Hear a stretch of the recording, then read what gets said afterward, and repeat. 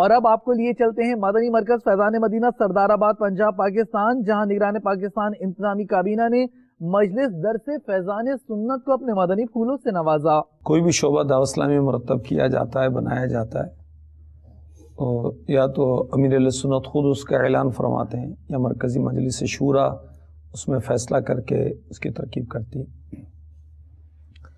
تو یہ درس فیضان سنت کا شعبہ تو خود امیر اہل سنت نے مدنی مذاکرے میں اعلان کر کے فرمایا اس کا نا۔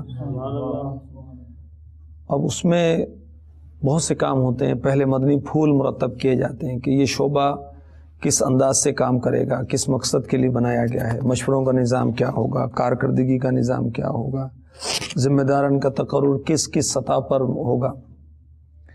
پھر اس کا کارکردگی فارم بنائے جاتے ہیں، کارکردگی فارم بنانے کے ساتھ ساتھ پھر ان کے ذمہ داران کا تقرر کیا جاتا ہے۔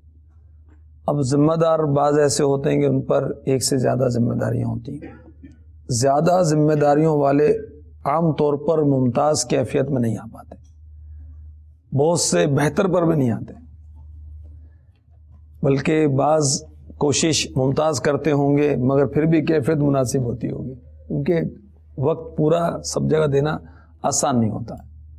بہرحال بہت ہی اہم شعبہ جو ہے یہ آپ کے سپرد ہوا ہے۔ کوشش ہوتی ہے ہر نماز کے بعد تقریباً 4 یا 5 درس کی ترکیب روزانہ ہو جاتی ہے الحمدللہ۔ درس دینے سے خود اپنے اندر عمل کا جذبہ پیدا ہوتا ہے۔ امیر اہل سنت کی تقریب پر عمل کرتے ہوئے 3 درس تقریباً دینے کی سعادت پا رہا ہوں۔ جب سے درس دینے کی ترکیب بنی، گھر میں مدنی ماحول بنانے میں بڑی آسانی ہوئی۔ 2003 سے 1 درس مکمل باقاعدگی سے جی، اور 1 سال سے کبھی 2 کبھی 3۔